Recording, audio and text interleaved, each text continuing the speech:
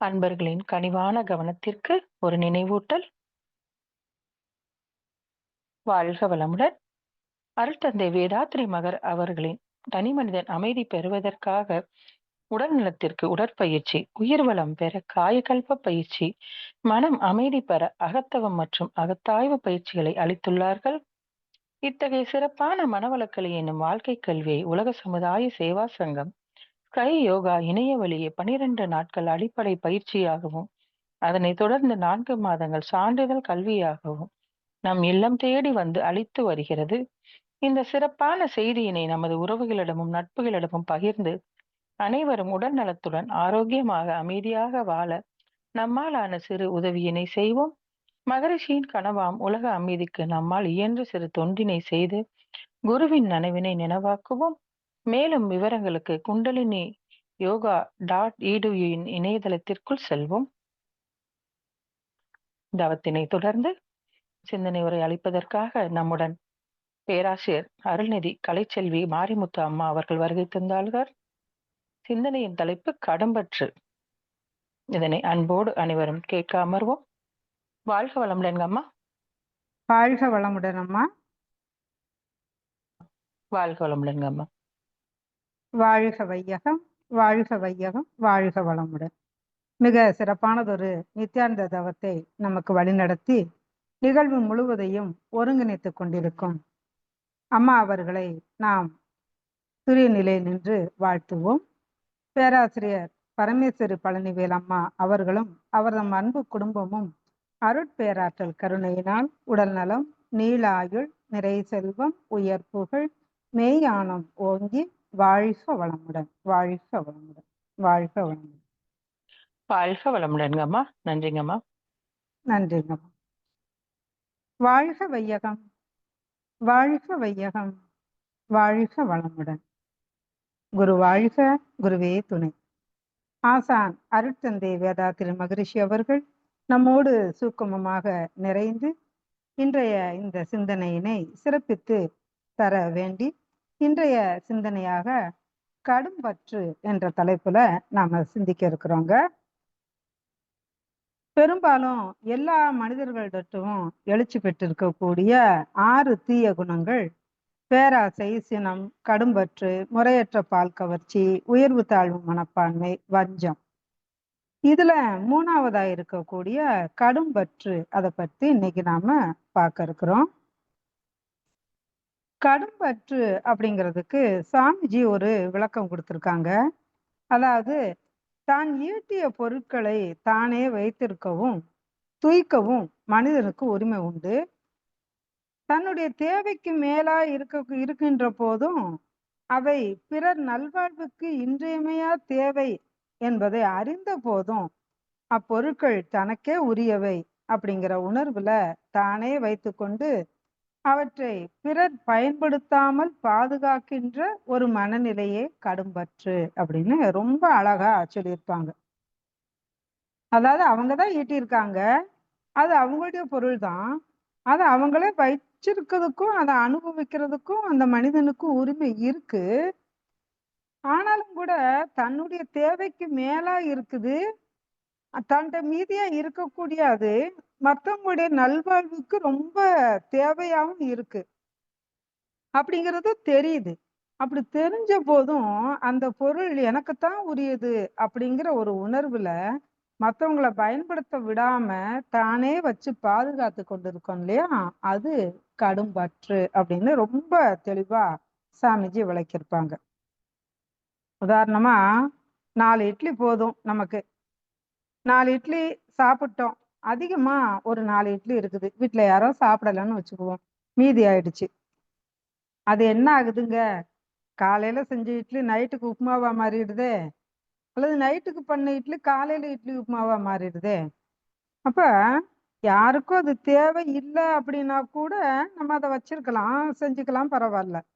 ஆனா பசியோட யாராவது வந்து வெளியில நின்று கேக்குறாங்க, அப்ப கூட குடுக்காட்டி எப்படி? அப்ப இதுதான் வந்து கடும்பற்றுன்னு சொல்லக்கூடியது. காட்டுல வாழக்கூடிய மிருகங்கள் கூட தன்னோட பசிக்கு இன்னொரு மிருகத்தை வேட்டையாடி சாப்பிடுது. ஆனா தேவை தீர்ந்ததுக்கு அப்புறம் அதை தூக்கிக்கிட்டே சுத்துதா அப்படின்னு பார்த்தோம்னா இல்ல. மற்ற உயிரினங்களும் அந்த மிச்சத்தை சாப்பிடுறதுக்கு அது அனுமதிக்குது. ஆனா மனுஷன் பொருள் மீதோ நபர் மீதோ தான் கொண்ட கடும்பற்று காரணமாவே நிறைய தவறுகளை மனுஷன் செய்யறான். என்னுடைய பொருள், என்னுடைய உறவு, என்னோட மனைவி, என்னுடைய குழந்தைகள் அப்படின்னு கடும் பற்று நம்ம கொள்றதால அது சுயநலமா மாறுது. அப்ப இதை எப்படி பண்றது அப்படின்னு பார்த்தோம்னா, இதைத்தான் அருட்தந்தை அவர்கள் உறவிலே கண்ட உண்மை நிலை தெளிவே துறவு அப்படின்னு சொல்றாங்க. இதுக்கு நமக்கு நிறைய விளக்கம்லாம் சொல்லியிருப்பாங்க. நம்ம தலையணை வச்சுக்கிட்டு நைட்டு தூங்கும்போது தலையணை யூஸ் பண்றோம். பகல்ல எந்திரிச்ச உடனே என்ன செய்றோம்? அந்த தலையணைய நம்ம தலையில கட்டிக்கிட்டேவா அலையிறோம்? அப்படி கிடையாது. தேவையான போது அத பயன்படுத்துறோம். அப்புறம் நம்ம அத வச்சுர்றோம். இது மாதிரி நமக்கு எப்ப தேவையோ அதற்கு மட்டும் நம்ம பயன்படுத்துறோம். இதுதான் துறவு நிலை அப்படின்னு சொல்லக்கூடியது. அது எந்நேரமும் அந்த பொருள் மேலேயோ, அந்த நபர் மேலேயோ ஒரு அபிமானம் வச்சுக்கிட்டு, அது என்னுடையது, என்னுடையது அப்படின்னு நினைச்சுக்கிட்டே இருக்கக்கூடிய அந்த தன்மைய தான் சாமிஜி வேண்டாம் அப்படின்னு சொல்றாங்க. இப்போ துறவு அப்படின்னா என்ன அப்படின்னு பார்த்தோம்னா, சிவபெருமான பிரார்த்திக்கக்கூடிய ஒரு மந்திரம் இருக்கு. திரையம்பக மந்திரம். திரையம்பகன்னு ஆரம்பிக்கும். அந்த மந்திரத்துல உர்வாருகம் அப்படின்னு ஒரு வார்த்தை வரும். உர்வாருகம்னா வெள்ளரி அப்படின்னு அர்த்தம். இந்த வெள்ளரி பழத்துல என்ன விசேஷம் அப்படின்னு பார்த்தோம்னா, இப்ப நம்ம மரத்துல மாம்பழம் பழுக்குது. அது தானா பழுத்த உடனே என்ன செய்யும்? காம்பை விட்டு அது கீழே விழுந்துரும். இது மாதிரி தான் எல்லா பழங்களும் கனிஞ்ச உடனே காம்பை விடுத்து தனியா வந்துடும். ஆனா இந்த வெள்ளரி பழம் என்ன செய்யுமா அப்படின்னா, இந்த வெள்ளரி பழம் தரையோட தான் பழுத்திருக்கும். அது தரையோட படரக்கூடிய கொடி தான். அதுக்கு யாரும் கொடி கட்டியோ அல்லது மரத்து மேலேயோ படர விடக்கூடியது கிடையாது. அப்ப தரையோட படர்ந்திருந்து அந்த வெள்ளரி காய்ச்சி அது பழமா மாறி நல்லா பழுத்ததுக்கு அப்புறம் அது கீழே விழுகிறதுக்கு அதுக்கு வழி இல்லை. அப்போ அங்க என்ன ஆகுமானா, அந்த காம்பு அந்த கொடி அந்த பழத்தை விட்டு விலகுமா. இத பெரியவா ரொம்ப அழகா அதை பத்தி சொல்லியிருப்பாங்க. ஒரு ஞானி நல்லா பழுத்துட்டாரு அப்படின்னு தெரியும் போது மாயை அப்படிங்கிறது தானே அவரை விட்டு விலகுமா. அப்ப அந்த அளவுக்கு இந்த வெள்ளரி பழத்தை அதுக்கு ஓமையா சொல்லியிருப்பாங்க. இப்ப நாம அந்த அளவுக்கு பழுக்காட்டாலும் கூட கொஞ்சம் அந்த கடும்பற்று அப்படிங்கிறத விலைக்கு வச்சு நாம கொஞ்சம் சிந்திக்கலாம் இல்லையா? நம்ம அருட்தந்தை அவர்களுடைய மனைவி அன்னை லோகாம்பாள் அம்மா கூட பாத்தீங்கன்னா 2, 3 சேலை தான் அவங்க வச்சிருப்பாங்க. ஆக்சுவலா அவங்களுக்கு நிறைய கிஃப்டா நம்ம மாதிரி அன்பர்கள் சேலை ஐயாவுக்கு மகிழ்ச்சிக்கு துணிமணி எல்லாமே அன்பு மிகுதியால கொடுக்கறது உண்டாம். ஆனா அது எதையுமே பாத்தீங்கன்னா அவங்க தனக்கு வேணும் அப்படின்னு வச்சுக்க மாட்டாங்களாம். யாருக்கு வேணாலும் ஒரு கஷ்டப்படுறவங்களுக்கு இல்லாதவங்களுக்கு எல்லாத்தையுமே கொடுத்துருவாங்களாம். இதுக்கு நமக்கு ஒரு இது கூட சொல்லியிருப்பாங்க. ஒரு அம்மா தயிர் வித்துக்கிட்டு அங்க தெருவுல முன்னாடி தயிர் வித்துட்டு வருவாங்க இல்லையா? அது மாதிரி வித்துட்டு வந்திருக்காங்க. அப்போ அன்னை லோகாம்பாள் அம்மா கூப்பிட்டு அவங்கள தயிர் வாங்குறாங்க. அப்ப அவங்கள பார்த்தா ரொம்ப கிழிஞ்சு போன சேலைய கட்டியிருக்காங்க. பாவமா இருக்கு இவங்களுக்கு. அப்ப அந்த தயிர் விக்கிற அம்மாவ கொஞ்சம் இருமா அப்படின்னு சொல்லிட்டு இவங்க உள்ள போயிட்டு உள்ள கூப்பிடுறாங்க.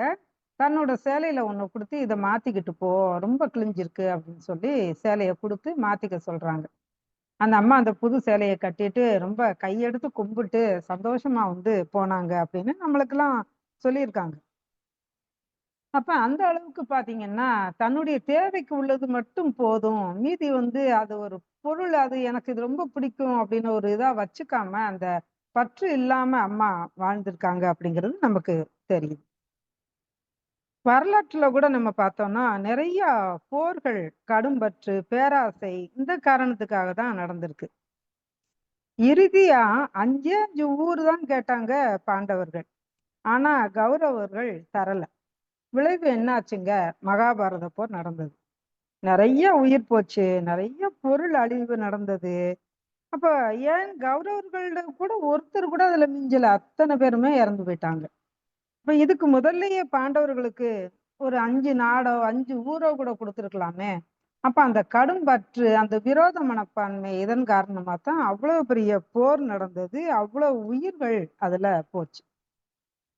இப்ப சாமிஜி சொல்றாங்க, தேவையும் பழக்கமும் சூழ்நிலைகளும் உணர்ச்சிகளை தூண்டுது அப்படின்னு சொல்றாங்க. அதே மாதிரி அனுபவ நினைவுகளும் சிந்தனையும் தெளிவும் நல்ல முடிவ குடுக்குது அப்படின்னு சொல்றாங்க. அதாவது அனுபவ நினைவுகள்னா, ஒண்ணு நடந்திருக்கு அப்படின்னா, இதுக்கு முன்னாடி இது என்ன இது நடக்கும்போது என்ன விளைவு வந்தது அப்படின்னு நம்ம யோசிக்கிறோம் இல்லையா? அந்த நினைவ சொல்றாங்க. அப்போ தேவைகளும், பழக்கமும், சூழ்நிலைகளும் உணர்ச்சிகள தூண்டுகின்றன. அனுபவ நினைவுகளும், சிந்தனையும், தெளிவும் அளிக்கின்ற நல்ல முடிவை கொண்டு உணர்ச்சிகள ஒழுங்குபடுத்திக் கொள்ளணும் அப்படின்னு சொல்றாங்க. இதுதான் அறிவு. அப்போ உணர்ச்சிகளால இந்த அறிவு மயங்கி அந்த மயக்கத்துல தீய செயல்கள் விளையுது. அங்கேதான் இந்த கடும் பற்றை உள்ளடக்கின 6 தீய குணங்கள் தோணுது. அப்ப இந்த உலக வாழ்க்கையில பொருள், மக்கள், புகழ், செல்வாக்கு என்ற பற்று ஏற்படுறது இயல்புதான். சாமிஜி அதான் சொல்றாங்க. உலக வாழ்க்கையில பொருள், மக்கள், புகழ், செல்வாக்குங்கிற பற்று ஏற்படுறது இயல்புதான். ஏன்னா அந்த பற்று இருக்கிறதுனால தானே நம்ம ஓடி ஓடி சம்பாதிக்கிறோம், உழைக்கிறோம். நம்மளுடைய சந்ததிக்கு பொருள் வேணும், வீடு வேணும், வாசல் வேணும் அப்படின்னு நம்ம சேர்த்து வைக்கிறோம். இப்ப இது எதுவுமே இல்லைன்னா என்ன செய்வோம்? எல்லாரும் சும்மா தான் உட்கார்ந்துருப்போம். அப்ப அந்த பற்று ஏற்படுறது இயல்புதான்.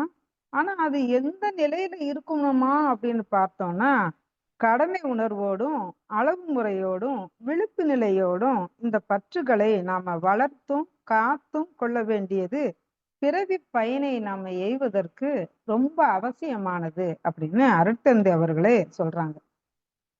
இதுக்கு அவங்க ஒரு சிறிய விளக்கமும் சொல்லியிருப்பாங்க பாருங்க. அதாவது நீரில் குளிப்பது நமக்கு தேவைதான். ஆனா நீரில் மூழ்கி விடாமலும் நாம கத்துக்கணும். நெருப்பு வாழ்க்கைக்கு பல வகைகள்லயும் நமக்கு தேவைதான்.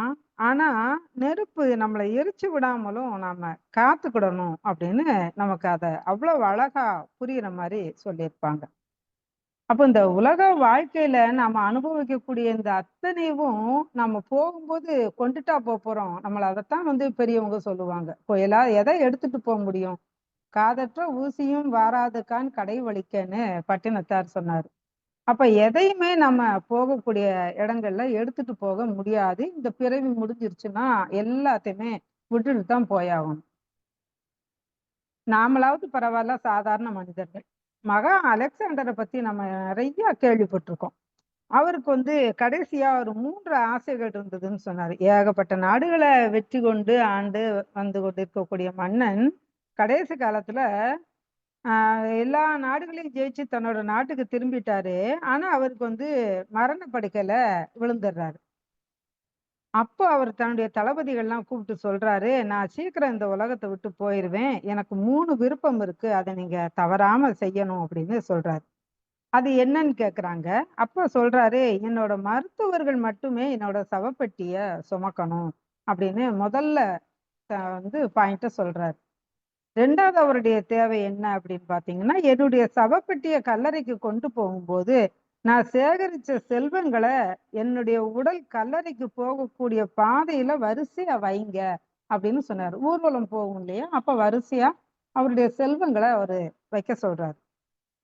என்னுடைய 3வது மற்றும் கடைசி ஆசை என்னன்னா, என்னோட 2 கைகளையும் சவப்பெட்டிக்கு வெளியே தொங்க விடணும் அப்படின்னு சொல்றாரு. அப்ப அந்த தளபதிகள்லாம் சரி நாங்க செஞ்சிடுறோம். ஆனா அதுக்கு என்ன காரணம் அப்படின்னு சொல்லி அலெக்சாண்டர்ட்ட கேட்குறாங்க. அப்ப அலெக்சாண்டர் சொல்றாரு, நான் ஒரு 3 பாடம் கத்துக்கிட்டேன். அதை இந்த உலகத்துக்கு நான் சொல்ல விரும்புறேன். என்னோட சவப்பெட்டிய ஏன் மருத்துவர்கள் எடுத்துட்டு போகணும் அப்படின்னு நான் விரும்புறேன்னா, இந்த பூமியில எந்த மருத்துவரும் எல்லா நோய்களையுமே குணப்படுத்த முடியாது அப்படிங்கிறத மக்கள் உணரணும். அவங்களுடைய மரணத்தின் முன்னால மருத்துவர்கள் அத்தனை பேருமே தோத்து போவாங்க அப்படின்னு சொல்றாரு.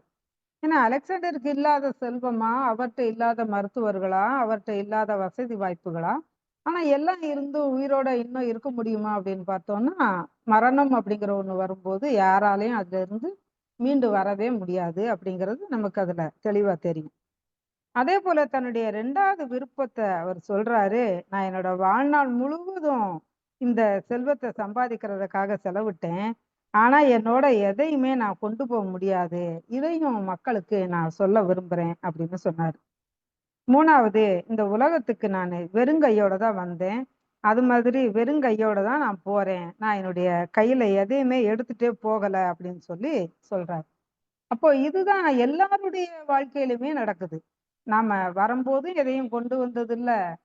போகும்போது எதையும் கொண்டு போவது இல்ல. அப்படி இருக்கும்போது இந்த வாழும் காலத்தை அந்த கடும் பற்றின் மூலமா நம்ம ஏன் தேவையே இல்லாம நம்மளுடைய நிம்மதியையும் குலைச்சு நம்முடைய குணநலப்பேரையும் கெடுத்து அதன் காரணமா வரக்கூடிய பழிச்செயல் பதிவுகளையும் நாம் ஏத்துக்கிடக்கூடிய சூழ்நிலையில இருக்கோம். அது ஏன் அப்படிங்கிறத மனிதர்களாகிய நாம சிந்திக்கணும். சரி, இந்த கடும் பற்றை எப்படி கையாள்வது அப்படின்னு சாமிஜி சொல்றாங்க நமக்கு. அதாவது பொருள் பற்று இன்றி வாழ முடியாது. கடமைகளை நாம ஆற்ற முடியாது. ஏன்னா நம்ம என்ன செய்யணும்னாலும் அதுக்கு நமக்கு பணம் வேணும். காலையில எழுந்து நாம ஒரு காலை கடனை ஆரம்பிக்கிறோம், ஒரு பல் துலக்குறோம் அப்படின்னா கூட நமக்கு அந்த பிரஷும் பேஸ்ட்டும் வேணும், பிரஷும் பல்பொடியும் வேணும் அப்படின்னா அதுக்கு நம்ம பொருள் செலவழிச்சா தானே நமக்கு கிடைக்கும். அப்ப நம்ம அன்றாட வாழ்க்கையில நாம அனுபவிக்கக்கூடிய அத்தனை பொருட்களும் நம்ம அனு நம்ம தூக்கணும் வேணும் அப்படின்னா அதுக்கு பொருள் நமக்கு ரொம்ப முக்கியமான ஒரு விஷயமா இருக்கு. அதான் சாமிஜி சொல்றாங்க, பொருள் பற்றி இன்று வாழ முடியாது, கடமைகளை ஆற்ற முடியாது. அப்ப நம்முடைய கடமைகள் என்ன? நம்முடைய கணவனா இருந்தா மனைவிக்கு செய்யக்கூடிய கடமை, மனைவியா இருந்தா கணவனுக்கு செய்யக்கூடிய கடமை, தம்பதிகளா இருந்தா பெற்றோர்களுக்கு செய்யக்கூடிய கடமை, தன்னுடைய குழந்தைகளுக்கு படிக்க வைக்கிறது, அவர்களுக்கு தேவையான சொத்துக்களை சேர்ப்பது, அவர்களை திருமணம் முடித்து வைப்பது, அவர்களுடைய சந்ததி விரிவடைவதை உட்கார்ந்து பார்த்து அவங்களுக்கு உதவி செய்வது, இது எல்லாமே நம்முடைய கடமை இல்லையா? அப்போ அந்த கடமைகளை நாம பொருள் இல்லாம ஆற்ற முடியுமா அப்படின்னா கண்டிப்பா முடியாது. அப்ப அவரவர் முறையாக ஈட்டிய பொருள் மீது பற்று அல்லது உரிமை பாராட்டுவது சரிதான் அப்படின்னு சாமிஜி சொல்றாங்க. அப்போ என்னதான் செய்யணும் அப்படின்னு பார்த்தோம்னா அங்கதான் சாமிஜி சொல்றாங்க, வாழ வழியற்றோர், துணையற்றோர், அவங்களும் இந்த உலகத்துலதான் இருக்காங்க. இந்த உலகத்துல வந்ததால அவங்களும் வாழ்ந்துதானே ஆகணும். அப்போ இந்த பொருள் உடையவங்க என்ன செய்யணுமா அப்படின்னு பார்த்தோம்னா தங்களுடைய பொருளில் ஒரு சிறு பகுதியை ஒதுக்கி ஈகையாக்கி அவங்களையும் நம்ம வாழ வைக்கணும் அப்படின்னு சொல்றாரு. எப்பவுமே அழுத்தமான பொருள் பற்று தீமையைத்தான் விளைவிக்கும். அப்ப அந்த தீமையை நாம எப்படி சரிப்படுத்தலாம் அப்படின்னு பார்த்தோம்னா ஈகை மூலமா தான் நாம அதை தடுக்க முடியும் அப்படின்னு அருட்தந்தை அவர்கள் சொல்றாங்க. அப்ப கடும்பற்று அப்படின்னு சொல்லக்கூடிய அந்த அருகுணங்கள்ல ஒன்றை நாம எப்படி மாற்றணுமா அப்படின்னு பார்த்தோம்னா ஈகையாக்கி மற்றவர்களுக்கு உதவி, இந்த சமுதாயத்துக்கு உதவி, நாம அதை நிறைவு கொள்ளணும் அப்படின்னு சொல்றாங்க. அப்ப இந்த ஈகை என்ற மனநிலையை கொண்டு கடும்பற்று அப்படிங்கிற மனநிலைய ஒழுங்கு செய்து நம்ம கொள்ளணும். இதைத்தான் ஈதல் இசைபட வாழ்தல் அது வல்லது ஊதியம் இல்லை உயிர்க்குன்னு நம்ம குறள்லையும் படிச்சிருக்கோம். ஏன்னா நம்ம சாமிஜி அழகா சொல்லுவாங்க, நம்மளுக்கு இந்த சமுதாயத்துல இருந்து தானே நம்ம எல்லாத்தையுமே எடுத்திருக்கோம். அப்ப அந்த சமுதாயத்திலிருந்து நாம அனுபவிச்சு கொண்டே இருக்கும்போது இந்த சமுதாயத்திற்கு திருப்பி செய்யக்கூடிய கடமையும் நம்மளுக்கு இருக்கு. இதைத்தான் ரொம்ப அழகா கடமை இடத்துல 5 விதமா சொல்லுவாங்க. தான், குடும்பம், சுற்றம், ஊர், உலகு அப்படின்னு சாமிஜி சொல்லுவாங்க. இப்ப அந்த 5க்கும் நாம செய்ய வேண்டிய கடமைகளை நாம சரியான முறையில செய்யணும். அதுல எதுலையுமே நாம பின்வாங்க கூடாது, செய்யாமலும் விடக்கூடாது அப்படிங்கிறத ரொம்ப அருமையா எடுத்து சொல்லியிருப்பாங்க. காரணம் என்னன்னா நாம இப்ப சாப்பிடக்கூடிய உணவுல இருந்து நாம அனுபவிக்கக்கூடிய அத்தனை பொருட்களும் பாத்தீங்கன்னா அது நமக்கு இந்த சமுதாயத்துல இருந்து தான் கிடைச்சிருக்கு. இப்போ நாம செய்த பொருட்களை கூட நாமாவே வைத்துக்கொள்ளவும் முடியாது. அதை நம்ம சமுதாயத்துல குடுத்துதான் அவங்ககிட்ட இருந்து பணம் பெற்று நம்ம வாழணும். முன்னாடி எல்லாம் பாத்தீங்கன்னா பண்டமாற்று அப்படிங்கிற முறையில தான் பொருட்களை குடுத்து அது பொருட்களையே திரும்ப பெற்று வாழ்ந்தாங்க. அப்ப பணமோ அந்த மாதிரியான விஷயங்களோ எதுவுமே கிடையாது. அப்ப இந்த மாதிரி பண்டமாற்று முறையில தான் பண்ணிக்கிட்டு இருந்தாங்க. இன்னைக்கு பாத்தீங்கன்னா நான் ஒரு நெசவாளர் குடும்பத்தை சேர்ந்த பெண் தான். நாங்க நெய்யும் போது துணி உற்பத்தி பண்றோம். அப்ப நான் உற்பத்தி பண்றதுனால நான் நெசவு செய்யக்கூடிய அத்தனை துணியுமே நானே உடுத்திக் கொள்ள முடியுமா அப்படின்னா கண்டிப்பா முடியாது. அப்ப என்ன செய்யணும், அதை இந்த சமுதாயத்திற்கு நான் கொடுக்கணும். இந்த சமுதாயத்திலேருந்து அதுக்கு ஈடா நான் சிறிது பொருட்களை பெறணும். அதிலேருந்து கிடைக்கக்கூடிய இதுல என்னுடைய தேவைகளை வாங்கி நான் வந்து என்னுடைய வாழ்க்கையை நடத்தணும். இதுதானே வந்து சமுதாயத்துக்கும் நமக்கும் உள்ள இணக்கமான சூழ்நிலை. அப்போ அந்த சமுதாயத்திலிருந்து வந்ததுனால, நாம் அந்த சமுதாயத்திற்கு செய்ய வேண்டிய கடமையிலயும் நாம விலகக்கூடாது. அப்போ ஒரு பொருள் மேலேயோ, ஒரு நபர் மேலேயோ நமக்கு ஒரு கடும் பற்று நமக்கு உருவாகுமானா, அதை எதையுமே நாம வந்து குடுக்க மாட்டோமே! ஒரு அ கதை ஒண்ணு நான் முன்னாடி கேட்டுருக்கேன். ஒரு ம் நாட்டின் தளபதி, அவன் வந்து மிகச்சிறந்த போர் வீரன். அ நான் எந்த போருக்கு போனாலும் அவன் தான் வந்து ஜெயிப்பான்.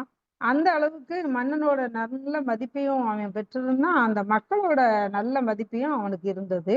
அப்போ பெரிய வீரன். அவன பார்த்தாலே எதிரி நாட்டு படையெல்லாம் அஞ்சி நடுங்கும். எதிரி நாட்டு மன்னன்கள்லாம் அவன பார்த்து அவன் போருக்கு வரான்னாலே அஞ்சி நடுங்குவாங்க. அப்படிப்பட்ட ஒரு தளபதி ஒரு நாள் வந்து அவனுடைய அறையில இருக்கும் பொழுது, அவனுக்கு ரொம்ப நெருக்கமான ஒருத்தங்க வந்து ஒரு கிஃப்ட் குடுக்குறாங்க. அதாவது ஒரு அழகான கண்ணாடி ஜாடி. அந்த கண்ணாடி ஜாடியில அவ்வளவு பூ வேலைப்பாடு, அலங்காரம் எல்லாம் பண்ணி பார்க்கிறதுக்கே அது வந்து கண்ண பறிக்கக்கூடிய அளவுல இருந்தது. அப்ப அத பார்த்த உடனே அவருக்கு ரொம்ப ஆசை வந்துருச்சு. ஆகா! எவ்வளவு அழகா இருக்கு அப்படின்னு சொல்லிட்டு நன்றி சொல்லிட்டு அத வாங்கிக்கிறான். அது கையில வாங்கிட்டு அந்த பக்கத்துல இருக்கக்கூடிய அ பொ மே மேடை மேல அத வைக்க போறான். அத வைக்கிறதுக்குள்ள வந்து பார்த்தீங்கன்னா, அந்த கண்ணாடி கிளாஸ் அவன் கைய விட்டு அந்த ஜாடி நழுவுது கீழ. அப்ப நான் அது கீழ விழுக போதேன்னு சொல்லிட்டு அப்படியே பதறி அத ஓடி போய் பிடிக்கிறான். அந்த கொஞ்ச நேரத்துல அவன் வந்து பயந்து, வேர்த்து, ஐயோ! உடைஞ்சிருமோ! இவ்வளவு அழகான பொருள் அப்படின்னு சொல்லிட்டு, அந்த வெலவெலத்து போறான். கடைசியில அத புடிச்சிடுறான். புடிச்சிட்டு கொஞ்சம் நிதானிக்கும்போது அவன் வந்து நெனச்சு பார்க்குறான், நான் எவ்வளோ பெரிய வீரன்னு சொல்றாங்க. எவ்வளவு போர்கள்ல எத்தனை இத அனாயாசமா நான் கையாண்டுருக்கேன். எத்தனை வியூகங்கள உடைச்சு நான் உள்ள போயிருக்கேன். ஜெயிச்சுட்டு வந்திருக்கேன். ஆனா இந்த ஒரு சாதாரண ஒரு கண்ணாடி ஜாடி என்னோட கைய விட்டு போயிருமோ, விழுந்துருமோ, உடைஞ்சிருமோ அப்படின்னு நெனைக்கும்போது, நான் வேர்த்து விறுவிறுத்து போனேனே! இந்த அளவுக்கு ஒரு பயம் எனக்குள்ள தோணுச்சே! அப்ப அந்த அளவுக்கா நான் அது மேல ஒரு பற்று வச்சுட்டேன். ஒரு ஆசை வச்சுட்டேன் அப்படின்னு நெனச்சுட்டு, அந்த கண்ணாடி ஜாடிய அவன் ஒதுக்கிட்டான் அப்படின்னு சொல்லி அந்த கதையில சொல்லியிருப்பாங்க. அப்போ ஒரு பொருள் மேலயோ, ஒரு நபர் மேலயோ நாம கொள்ளக்கூடிய அந்த கடும் பற்று தான் நம்மள வந்து வாழ்க்கையில மேல மேல பிரச்சனைகளை உருவாக்குறதுக்கும் ஒரு காரணமா இருக்கு. கீதையில கண்ணன் சொல்லுவாரு, பகவத்கீதையில முக்கியமான ஒரு உபதேசம் என்ன அப்படின்னு பார்த்தீங்கன்னா, "கர்மத்தை செய் பலனை துறந்துரு" அப்படிங்கிறது தான் முக்கியமான ஒரு உபதேசம். இதை கண்ணன் வந்து நெறையா காரணம் காட்டி சொல்லியிருப்பான். அப்போ ஒரு தடவ சொல்றான், அ சாதாரண மக்கள் இருக்காங்க இல்லையா? ஒரு பாமர மக்கள். அப்போ ஒரு பணிய செஞ்சா ஒரு பலன் கிடைக்கும், ஒரு கூலி கிடைக்கும். அதன் மூலமா ஒரு பேரும், புகழும் உண்டாகும் அப்படின்லாம் தோணுது. கூலிக்கு தானே எல்லாருமே வேலை பார்க்குறோம். ஒரு வேலை செய்றோம் அப்படின்னா, ஒரு சாதாரண கூலி தொழில்னு இல்ல. ஒரு ஐடில வேலை பார்க்குறோம், ஒரு கலெக்டரா வேலை பார்க்குறோம், ஒரு டாக்டரா இருக்கோம். ஏதோ ஒரு தொழில் நம்ம விரும்பி செய்யும்போது, அதிலிருந்து நமக்கு ஒரு சம்பளமோ, ஒரு கூலியோ கிடைக்குது இல்லையா? அப்ப அந்த கூலி கிடைக்கும், பேரும், புகழும் உண்டாகும் அப்படின்லாம் அவங்களுக்கு தோணுது. அப்ப அந்த வேலைய வந்து அவங்க செய்றாங்க. இதத்தான் கண்ணன் சொல்றாரு. அவங்க கடமைய ஆற்றுதற்கு அந்த லாபத்துல வச்ச ஆசையே அவங்களுக்கு தூண்டுகோலா இருக்குது அப்படின்னு சொல்றாரு. இத்தகைய மக்கள ராஜச கர்மம் புரிவோர் அப்படின்னு கண்ணன் வந்து சொல்றான் கீதையில. இப்ப நம்ம வந்து உணவுல சொல்லுவோம் இல்லையா? அ சாத்வீக குணம், தமோ குணம், ராட்சச குணம்னு அதே மாதிரி தான். இத வந்து ராட்சச கர்மம் அப்படின்னு சொல்றாரு. இன்னொரு வகையினர் வந்து பார்த்தீங்கன்னா, கர்மமே புரியாம, கடமையும் செய்யாம சோம்பியே இருப்பாங்களாம். இவங்க வந்து தாமச குணம் கொண்டவங்க அப்படின்னு சொல்றாரு. கடமைய நான் நல்லா செய்வேன், பலன விளைவிப்பேன். ஆனா பலன் முழுவதுக்கும் நானே உரிமை கொண்டாடுவேன் அப்படின்னு சொல்றது தான் அந்த ராட்சச குணம்னு சொல்லக்கூடிய அந்த அசுர குணம் உள்ள முதல்ல சொல்லக்கூடிய ஆளு. 2வது எவ்வளவு என்ன சொல்றான், பலன்ல உரிமை வைக்கக்கூடாதா? அதுல எனக்கு அதிகாரம் இல்லையா? அப்படியானா நான் தொழிலே செய்ய மாட்டேன். எந்த கர்மமும் நான் ஆற்ற மாட்டேன். அப்படின்னு சொல்லி சொல்லுவானாம். அவன் வந்து தாமச குணம் கொண்டவனாம். ஆனா சாத்வீகனும் 2க்கு இடைப்பட்ட ஆக்கப்பூர்வமான மனநிலையை கொண்டவன்னு கண்ணன் சொல்றாரு. அவன் பலன்ல விருப்பம் உள்ளவன் போல, பழத்துல ஆசை உள்ளவன போல வினையாற்றுவானா அந்த முதல் ஆளு மாதிரி. ஆனா கடமையை ஆற்றாதவனை போல பழத்துல தனக்கு உரிமை இல்லை அப்படிங்கிறதையும் உணர்ந்து இருப்பானாம், தாமச குணம் கொண்டவனை போல. அப்போ இவங்கள மாதிரி பலனை எதிர்பார்க்கறதும் அல்லது பலன் கிடைக்கலன்னா பரவாயில்லன்னு நினைக்கிறதும் இல்லாம, இவன் சாத்வீகமான செயல் புரிவானாம். செயல் செய்யறான், அவ்வளவுதான். அந்த அளவுல அவன் தன்னுடைய நிலையை நிறுத்தி கொள்வான் அப்படின்னு சொல்றார். அழகா ஒரு கவியில அதை சொல்றாங்க. பற்றும் அகந்தையும் நீங்க பெற்றோன், உறுதியும் ஊக்கமும் நீங்காதோன், வெற்றி தோல்வியால் சற்றும் மாறான், அவனே சாத்வீக கர்த்தா ஆவாம் அப்படின்னு கீதையில கண்ணன் சொல்றாரு. அப்ப அந்த பற்று அகந்தை எல்லாம் நீங்க பெற்றவன் யாருன்னா இவன் தான். அவனுக்கு அந்த உறுதியும் ஊக்கமும் அவன்கிட்ட இருந்து நீங்காது அப்படின்னு கீதையில கண்ணன் சொல்றாரு. அவன் தான் சாத்வீக கர்த்தா அப்படின்னு. அப்படிப்பட்ட ஒரு சாத்வீக கர்த்தாவாகத்தான் நாமளும் வாழணும். செய்யற செயலை நாம செய்யறோம், ஆனா அதுக்கு பலன் கிடைச்சே ஆகணும் அப்படின்னு இல்லாமலும் நாம அத ஒரு கடமை உணர்வோட நாம செய்யணும். அதே நேரம் அந்த பொருளோடும் புகழோடும் அந்த உறவுகளோடும் நாம கொண்ட பற்றுலையும் நாம கொஞ்சம் விலகியே இருக்கணும். பற்றுக பற்றற்றான் பற்றினை அப்படின்னு சொல்லுவாங்க இல்லையா? அதே போல நாம அந்த இறைவனோட பாதத்தை பற்ற சொல்றோம், ஆனா அவன் யாருன்னா அவன் பற்றற்றான் அப்படின்னு சொல்றாங்க. அதே மாதிரி பற்று இல்லாம வாழ்றதுக்கு நாமளும் நம்மளால முடிஞ்ச வரைக்கும் முயற்சி எடுக்கணும். சாமிஜி சொன்ன ஒரு அருமையான கவியை சொல்லி முடிக்கிறேன். பிறந்து வாழ்ந்து பின் இறந்து போம் மனிதர்க்கு பேருலக இன்பங்கள் அனைத்துமே பொது உடைமை, மறந்து மதி குறுகி மண் மீது எல்லை கட்டி மனிதர்கள் போராடும் மயக்கமே துன்பங்கள் அப்படின்னு சாமிஜி சொல்றாங்க. அதாவது பிறந்து வாழ்ந்து பின் இறந்து போகக்கூடியவன் தான் இந்த மனுஷன். பேருலக இன்பங்கள் அனைத்துமே பொது உடைமை அப்படின்னு சொல்றாரு. அந்த பொது உடைமைங்கிற எண்ணத்தை மறந்து மதி குறுகி இந்த மண் மீது இது என்னோட வீடு, இது வரைக்கும் என்னுடைய இடம் அப்படி நம்ம எல்லை கட்டி மனிதர்கள் போராடுறாங்க இல்லையா? அந்த மயக்கம் தான் துன்பங்கள் அப்படின்னு சொல்றாங்க. அப்போ அப்படி நம்ம போராடக்கூடாதா அப்படின்னு பார்த்தோம்னா அப்படி இல்லை.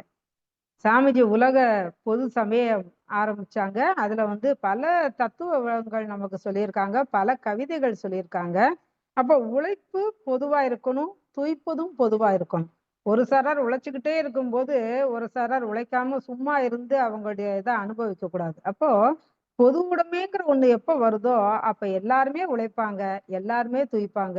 இந்த பணக்காரன் ஏழைங்கிற பாகுபாடு இல்லாம போகும் அப்படிங்கிற உயர்ந்த விளக்கத்தை தான் சாமிஜி கொடுத்திருப்பாங்க. அப்போ அப்படிப்பட்ட ஒரு நிலைக்கு நாம வரும் வரைக்கும் நாம கொண்டிருக்கக்கூடிய இந்த பொருட்களை அனைத்திலும் இந்த கடும் பற்று இல்லாம நாம கொஞ்சம் ஈகை என்பதாக இருந்து மற்றவர்களுக்கு தொண்டாற்றி இன்பம் காண்போம் என்று சொல்லிக்கொண்டு இந்த நல்லதொரு சிந்தனையை இத்துடன் நிறைவு செய்து கொள்கிறேன். அனைவருக்கும் நன்றி. வாழ்க வளமுடன். வாழ்க வளமுடன்ங்கம்மா.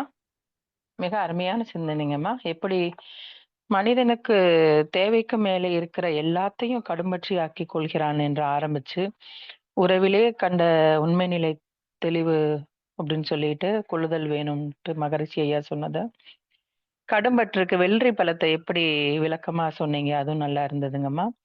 சுவாமிஜியோட அன்னை லோகாம்பாள் அம்மா அவங்க எப்படி அவங்களுக்கு தனக்கு 2 சிலை மட்டும் வச்சுட்டு மத்தவங்களுக்கு பிறருக்கு கொடுத்து எல்லாத்தையும் கொடுத்துருவாங்க, உதவி செய்வாங்கன்னு சொல்லிட்டு, அந்த கடும்பற்று இல்லாம எப்படி வாழ்ந்தாங்கன்னு அதையும் நல்லா சொன்னீங்க. மகாபாரத கதையும் உதாரணமாக சொன்னீங்க. பற்றுனால் தான் எல்லாமே வேண்டும் என்று இல்லாம, கடமையோட விழிப்புணர்வோடு இருக்கணும்னு சொல்லிட்டு சொன்னீங்கம்மா. எப்படி அலெக்சாண்டர் கதையும் உதாரணமாக சொன்னீங்க.